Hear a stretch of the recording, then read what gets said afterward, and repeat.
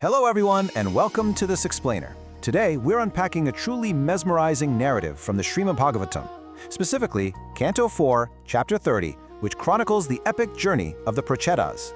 We're going to systematically cover every single verse of this incredible chapter, leaving no stone unturned. We've got everything from extreme underwater meditation to sudden bursts of fiery cosmic wrath. So, let's just dive right into it. To make sure we capture all 51 verses, we're going to follow the narrative chronologically across 5 phases: penance and the divine vision, Viṣṇu's boons and prophecy, the Pracetas' spiritual prayer, fiery wrath upon the trees, and finally, Brahma's intervention and the birth of Daksa. Starting with Section 1, Penance and the Divine Vision, covering verses 1 through 7. Right at the beginning, in verses 1 through 3, the great sage Vidura anchors our story. He asks Maitreya how the Pracetas, who are the sons of King Prācīnabarhi, actually achieved ultimate success. You see, their father ordered them to populate the world, but to prepare for this massive responsibility, they undertook an intense, almost unimaginable austerity. They fully submerged themselves underwater and meditated, constantly chanting the Rudra-gīta. Now, verse 4 drops a staggeringly huge number on us, 10,000. That is exactly how many years these brothers remained entirely underwater, completely absorbed in penance. I mean, just think about that kind of dedication. Finally, after 10 millennia of grueling austerity, the eternal Lord Viṣṇu appeared to soothe their fatigue and grant them peace. Verses 5 through 7 describe this awe-inspiring arrival. Lord Viṣṇu comes down riding on the shoulders of the great eagle Garuḍa. The text compares his appearance to a dark cloud resting majestically on a mountain peak. He's wearing these brilliant, glowing yellow garments illuminated by the famous Kaustuba gem and displaying a magnificent 8-armed form.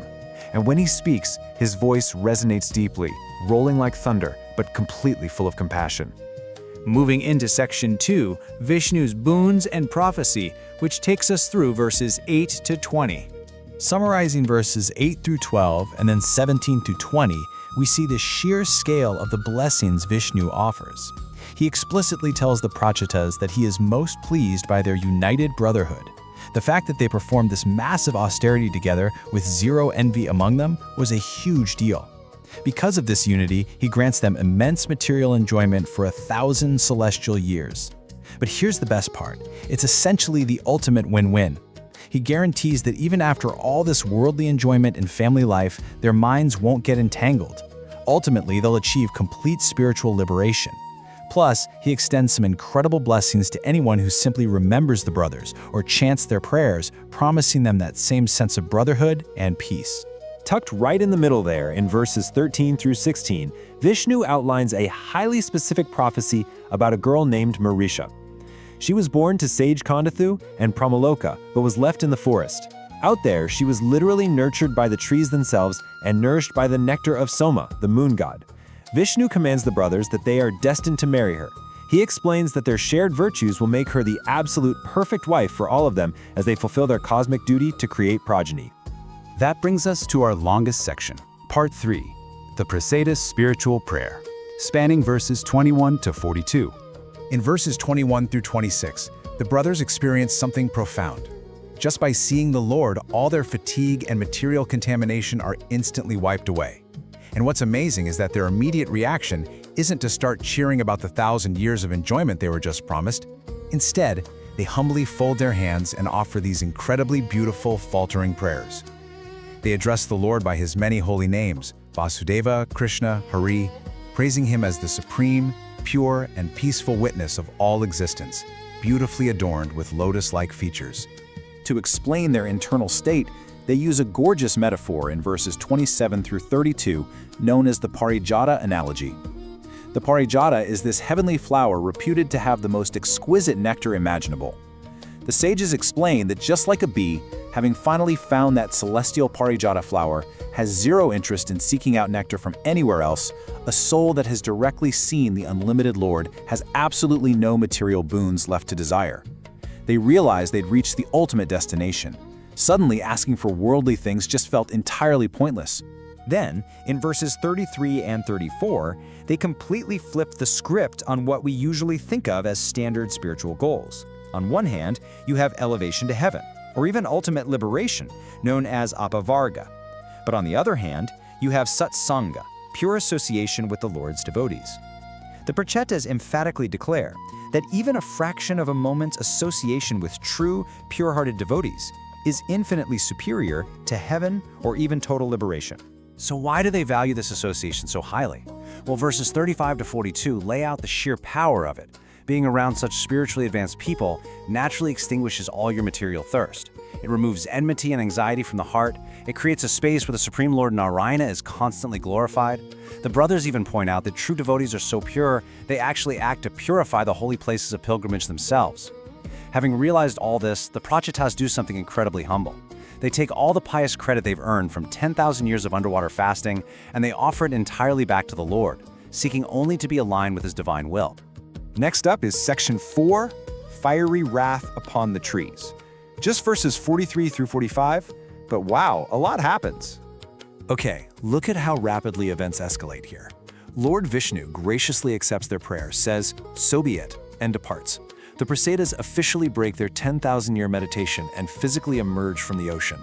But when they look around, they find the earth completely overrun by towering, massive trees that have blocked out all agricultural land. The result? Total emotional whiplash. These exact same sages, who were quite literally just weeping tears of spiritual love, become absolutely enraged. They start emitting actual fire and fierce winds from their mouths, actively trying to scorch the world's forests to ash. This intense moment brings us to our final section, Brahma's intervention, and Daksa, covering verses 46 through 51. Right as the trees are being reduced to ashes, Lord Brahma, the grandfather of the universe, rushes onto the scene. Verses 46 through 48 detail his crucial intervention. Notice that he doesn't try to fight the Pracetas. Instead, he pacifies them with sound spiritual logic and reason, carefully cooling their tremendous anger. Following Brahma's wise advice, the surviving trees peacefully surrender their beautiful daughter. And who is she? Marisha, the very same girl raised by the trees and the moon god that Viṣṇu had prophesied about earlier. Fulfilling that divine command, the Pracetas accept her and they marry. This pivotal union leads us straight into the final verses, 49 through 51, which introduce a massive figure in Vedic cosmology, Daksa. Born from the union of Marisha and the Pracetas, Daksa is a supreme progenitor. His grand cosmic responsibility, ordained by destiny, is to generate vast populations and engage all the other Prajapatis in populating and protecting the universe. So you realize that this entire intense journey of the Pracetas was ultimately perfectly orchestrated to bring about this exact moment in cosmic history.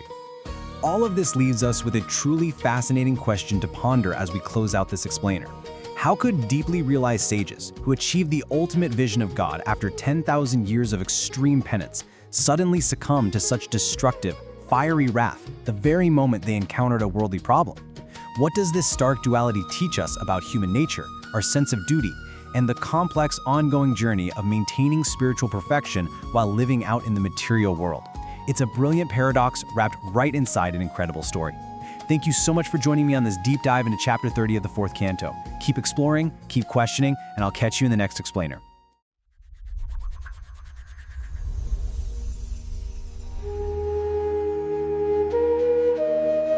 Imagine stepping into the ocean, just letting the freezing water rise completely over your head. Yeah, sinking right to the absolute bottom. Right, sinking to the bottom and just deciding, well, I'm not coming up for air for 10,000 years. Which is just, an incomprehensible amount of time. It really is. No distractions, no sunlight, just this unimaginable, crushing expanse of time spent in total, unbroken concentration. Yeah. And it makes you wonder, what kind of psychological endurance would that even take? And maybe more importantly, what would happen to your mind when you finally broke the surface? Well, today, for this deep dive, we are opening up a source text that explores exactly that scenario. And the conclusion it reaches, it kind of completely shatters our modern assumptions about what it means to actually be spiritually enlightened. Right, because I think we usually operate on this assumption that, spiritual peace and worldly success are on two totally separate, irreconcilable tracks. Exactly. Like, you either renounce everything, move to a cave, and live completely off the grid. Yeah, or you just surrender to the chaos of modern life and, just try to survive the stress of it all. Right, but the text we are looking at today argues that this binary is just a complete illusion. We are decoding chapter 30 from the 4th canto of this ancient Sanskrit epic, the Srimad Bhagavatam. Specifically, we're covering verses 1 through 51. Right. And the mission for this deep dive is to really unpack this specific chapter because it offers this highly detailed, deeply, I guess, counterintuitive blueprint for living fully in the material world without being consumed by it. Yeah, and for you listening, whether you're, trying to manage a really demanding career or navigate messy family dynamics or just simply find some quiet in your own head, the philosophy embedded in these 51 verses is intensely practical. It is. So to really understand this philosophy, we have to look at the narrative framework first. Right, the setup. Yeah. The story is originally narrated by a sage named Maitreya to a seeker named Vidura. And our main protagonists here are the Pracetas. Who are the 10 sons of King Prācīnabarhi. Right. And their father gives them this monumental directive. He basically tells them they have to go out, marry, and populate the world. Which, from a philosophical standpoint, is basically the ultimate mandate for material engagement. Yeah. They aren't being told to just go seek nirvana. They're being ordered to literally build a civilization. But they don't just start building right away. No. Which is so interesting. I mean, if someone gave me a massive, life-defining project, I'd probably just jump straight into the logistics. Right, start planning, making lists. Exactly. Yeah. But the Pracetas realize that to execute a monumental task in the material world, they first have to fundamentally alter their internal state. Yeah, they need to prep their minds. So to do this, they walk into the ocean and spend 10 millennia completely submerged, performing these severe austerities and chanting a very specific prayer called the Rudra-gīta. Which is, it's basically an extreme ancient version of a sensory deprivation dank. Literally. 10,000 years underwater, entirely focused inward. And that duration, the 10,000 years, it's meant to convey a level of focus that is just entirely unbroken by the fluctuating demands of the physical body. Or the external environment, right? Right. They completely detach from all material stimuli. And the climax of this unfathomable retreat happens right at the beginning, in verses 1 through 7, where they experience the grand appearance of the Supreme Lord, Viṣṇu or Hari. And the text gives us these incredibly specific visual details of this manifestation. Yeah, and those details aren't just like pretty poetic decorations. They are structural symbols that actually explain the nature of reality. Because the text paints a picture that is almost, overwhelming to visualize. Oh, totally. He rides riding on the back of this magnificent giant bird, Garuḍa.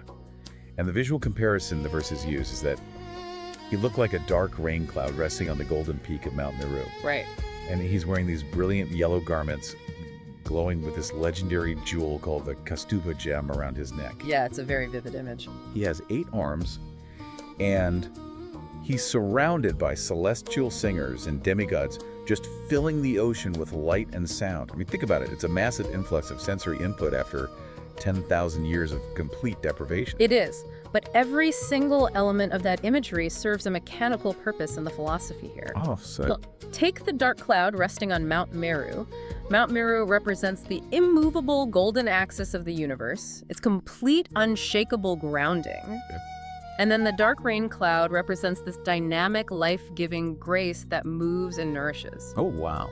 Yeah, so the visual itself teaches the brothers the exact balance they're about to be asked to strike. Grounded but dynamic. Yeah. So the imagery itself is literally the lesson. Precisely. And, the 8 arms signify omnipresence and absolutely control over all 8 directions of the universe. Meaning there's nowhere outside his jurisdiction. Exactly. And the Kaustubha gem, which is brilliant and flawless, that represents the pure consciousness of the living entity. And what about the bird, Garuḍa? Well, Garuda is described in other Vedic texts as the personification of the Vedas, the ancient mantras. So the Supreme Lord is literally being carried into their presence by the very sound vibrations of the prayers they were just chanting. Oh, that's fascinating. That makes the imagery so much more profound than just a cinematic entrance. It's deeply symbolic, yeah.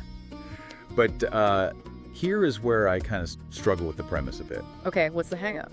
Is the underlying takeaway here that a person has to isolate themselves in a metaphorical submarine for a literal eternity just to get a moment of clarity. Why, I see where you're going. Because if the prerequisite for spiritual vision is 10,000 years of sensory deprivation, well, that is completely inapplicable to anyone listening to this who has, a mortgage or a family. Well, sure, but the extreme timeline is really there to highlight the required intensity of focus. The text explicitly clarifies that the physical endurance wasn't actually the trigger for this divine appearance. It was. No, it wasn't some cosmic contest of who could hold their breath the longest. The real catalyst is revealed in verses 8 through 16, and it's actually something incredibly accessible. Okay, what is it? When the Lord speaks, he reveals that he is pleased primarily by their unshakable brotherhood and mutual friendship. Really? He specifically praises their unity. Yes, exactly. Wow, because, in a royal family where 10 brothers would historically be plotting against each other for the throne, they operated with one single mind. Right. And the implication there is that true spiritual advancement isn't some solitary, selfish pursuit where you lock yourself away from humanity. The depth of your spiritual realization is directly reflected in how you treat the people around you. Precisely. The text establishes that a fragmented, competitive mind just cannot perceive the absolute. Because their minds were unified with each other, they could actually unify their focus on the divine. You nailed it. And because of this incredible teamwork, the Lord grants them a series of extraordinary boons. Rewards. Yeah. He decrees that anyone who simply remembers these brothers will find wonderful friends. That's a great boon. And anyone who chants their prayer, the Rudra-gīta, will gain perfect intelligence. Plus, he promises them a legendary son. Which pulls us right back to their father's original command, right? Populate the world. Exactly. The Lord is basically saying, look, your preparation is complete. It is time to execute the mission. Time to get to work. Yeah, he tells them they must marry. And he doesn't even leave them to figure that out on their own. He introduces their future wife. Right, and her backstory is wild. She is a lotus-eyed girl who was adopted and raised by the trees. Yeah, the trees. She was originally the daughter of the sage Canto and a celestial woman named Pramloka, but she was abandoned in the forest. And the way the text describes her survival introduces this really critical concept about the cosmic ecosystem. Yeah, because when this baby was left in the forest, she was obviously crying from hunger, and the trees, they couldn't exactly feed a human infant. Right, trees don't produce milk. So King Soma, the moon god, intervenes. Yes. The text says King Soma acts as a celestial wet nurse. It's such a striking image. It is. He places his index finger into the hungry baby's mouth, and his finger literally drips nectar to feed her. It is this bizarre but honestly beautiful image of a cosmic pacifier. A cosmic pacifier, I love that. But, it does seem entirely random to just drop a story about a baby being fed by the moon into the middle of this high-level philosophical dialogue. Well, it might seem random at first, but it isn't when you realize the brothers are being commanded to enter the ecosystem of family life. Okay, so it's thematic. Exactly. The text is demonstrating that when an action aligns with the divine will, the entire universe cooperates to sustain it. Ah. The universe itself acted as a family to sustain this chosen bride. Duty, in this worldview, is supported by a massive interconnected cosmic web. So they have this bride-to-be, Marisha, fully grown and sustained by the cosmos. Yep. But this creates a massive contradiction in the narrative for me. Oh. Well, these 10 men just spent 10,000 years mastering their senses, detaching from the physical plane, and basically achieving a state of total renunciation. Right. And now the Supreme Lord is telling them to go get married, enjoy the world, and have children. Doesn't plunging back into family life completely undo 10 millennia of spiritual progress? That contradiction is exactly what verses 17 through 20 address. Oh, so the text knows it's a contradiction. Oh, absolutely. The narrative anticipates that exact friction between renunciation and worldly action. So the Lord grants the brothers 1 million celestial years of worldly enjoyment. 1 million celestial years. We really need to pause on that. That's a lot. Because a single celestial day is calculated as a human year in this cosmology. So 1 million celestial years is hundreds of millions of human years. Yeah, it's a staggering time frame. That is an incomprehensible amount of time to be deeply involved in wealth, politics, family, and power. How does any human psyche survive that kind of exposure without getting completely trapped in the material web? The mechanism to survive it is really the core philosophy of this entire chapter. It's the clear distinction between action and attachment. Action versus attachment. Right. The Lord explains that for someone who dedicates their actions entirely to the divine, family life and a home are absolutely not a form of bondage. So the trap isn't the action itself. No, not at all. The trap is the internal anchor of the person performing the action. The text actually uses a very specific phrasing for this. It says that a heart that truly understands Brahman, meaning the supreme reality, does not get bewildered, does not grieve, and does not falsely rejoice. Yes, falsely rejoice is really the operative phrase there. What does that mean in practice? Well, think about it. When you are the center of your own universe, every gain inflates your ego, right? And every loss is this devastating tragedy. You ride an endless emotional roller coaster based entirely on temporary material conditions. Because it's all about you. Exactly. But if you shift your center to the divine, you recognize that you're simply stewarding resources for a much larger purpose. Oh, that's a huge shift. It changes everything. You don't falsely rejoice when you gain wealth because you know it isn't permanently yours, and you don't grieve when it's lost because your identity was never tied to it in the first place. Wow. And for you listening, this fundamentally changes the paradigm of your daily life. Yeah. You do not need to quit your job or abandon your responsibilities to achieve peace. Yep. The practice is just shifting the why behind the action. Exactly. Like, are you grinding at your career solely for personal validation? Or are you offering your skills to a higher purpose? Are you viewing your family as extensions of your own ego, or are you stewarding them as gifts? When that anchor shifts, the exact same external actions produce freedom instead of anxiety. It's so powerful. It is. And the Pracetas' reaction to this profound explanation is what drives the narrative forward into verses 21 through 42. Right, because their remaining ignorance is just completely shattered at this point. Yeah, they offer these deeply moving prayers, praising the Lord's lotus-like features, and then the Lord offers them what is essentially a blank check. A blank check. Yeah, he says they can have any boon they desire. Which is wild. I mean, they could have asked for infinite wealth to sustain that million-year reign. They could have. Or they could have asked for an immediate VIP pass out of the universe to just avoid the hassle of ruling entirely. Right, just skip to the end. But instead, they make a stunning choice. They ask for good company. Yes. They request that as long as they are forced to wander through the material world due to their past karma, they simply want the association of the Lord's devotees. And it's brilliant because they recognize that liberation, Kaivalya is a solitary state. Yeah. But the material world is treacherous, it's confusing. If liberation is like pulling the plug on the game console to just stop playing, asking for good company is like finding the ultimate cheat code to play the game on easy mode. That's a great way to put it. They realize that being around the right people is actually superior to heavenly realms or even ultimate liberation. But wait, why is it superior? Like, if you have a VIP pass to exit the game, why stick around just because you found a good co-op team? Well, in verses 30 through 37, they explain the psychology behind this choice. They state that even a single moment of association with those who are anchored in the divine actively quenches the thirst for material things. Ah, it removes the craving. Exactly. It removes fear and eliminates enmity. Because think about it, when you're surrounded by people who are constantly chasing status and wealth, your own anxieties are amplified. Yeah, you feel like you are constantly falling behind. Right. But when your immediate environment consists of individuals who actually value spiritual growth, that psychological thirst for material accumulations simply evaporates. So your environment essentially does the heavy lifting for your willpower. Pretty much, yeah. Like, if you want to stop drinking, you don't hang out in a bar. If you want to maintain spiritual clarity for 1,000,000 celestial years, you surround yourself with people who hold that same clarity. You are who you hang out with, just scaled up to a cosmic level. Scaled up to a cosmic level. I love that. And they are so completely devoid of ego at this point that they even refuse to take credit for their own 10,000-year meditation. Yeah, they humbly thank Lord Śiva.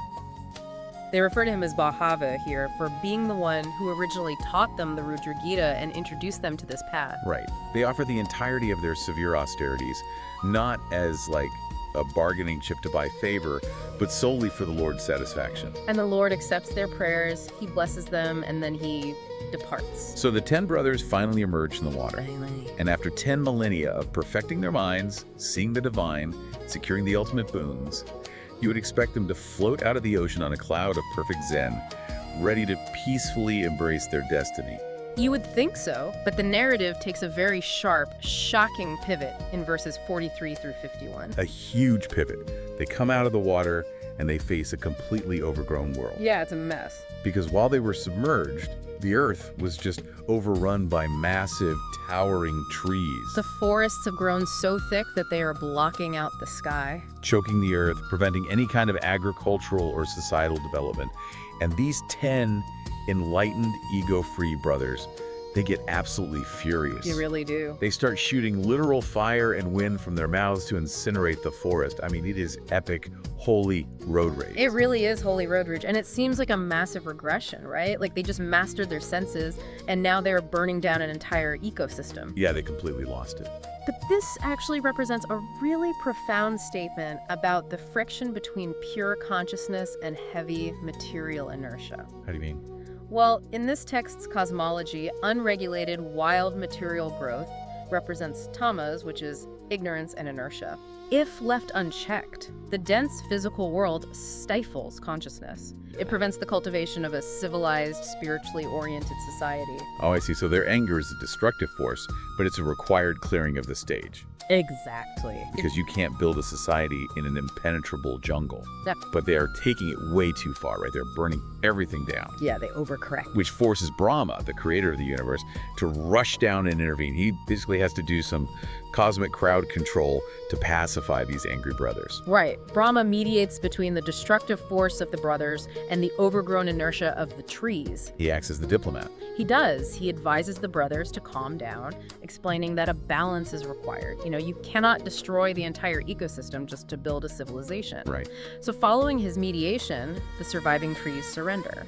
And as a peace offering, the trees offer the brothers Marisha. That's the very girl raised by the moon god's nectar. The exact same girl. The trees offer her in marriage. So it all ties together perfectly. Yeah. They accept the peace treaty, they marry Marisha, and from this union, a son is born. Yes. And the text provides a crucial piece of backstory for this son. His name is Daksha. Right. And he was actually previously born directly from Brahma. But because he committed an offense in a past life, he was cursed to be reborn from a woman in this specific era. And verse 50 highlights the deep significance of his name. Daksha literally translates to expert. Oh, wow. Yeah, the text notes that he was born with blazing effulgence and possessed just unparalleled expert skill in all activities. And because of this practical expertise, Brahma appoints him to populate, organize, and protect the entire world. Exactly. Daksha is the one who actually completes the brothers' original mission. The universe provides the exact tool needed for the job. It always does. I mean, the Pracetas did the spiritual heavy lifting, right? They did the 10,000 years of meditation, they cultivated the pure, unattached mindset, and they cleared the overgrown brush.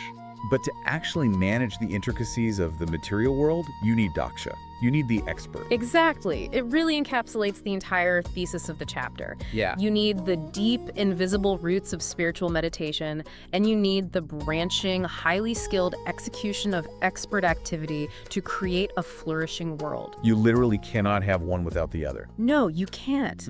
The brothers' immense spiritual power created the environment and the lineage necessary to birth the practical expertise required to actually sustain humanity. Which is just incredible. This journey covers an immense amount of ground. It really does. I mean, we started with a 10,000-year sensory deprivation retreat that taught us that unity and friendship, not just physical endurance, are the true triggers for grace. Right. Then we broke down the mechanics of surviving 1,000,000 years of wealth and power by shifting our internal anchor away from our own ego, ensuring we don't, falsely rejoice or grieve over temporary things. We analyzed their brilliant realization that the ultimate asset in the material world isn't a VIP pass to liberation, but the association of good company to protect our mindset. Yeah. And finally, we watched these enlightened brothers emerge only to face an overgrown, resistant world, requiring them to clear the stage so that true expertise could be born. It fundamentally rewrites that old expectation that you have to choose between the cave and the corner office. It really does.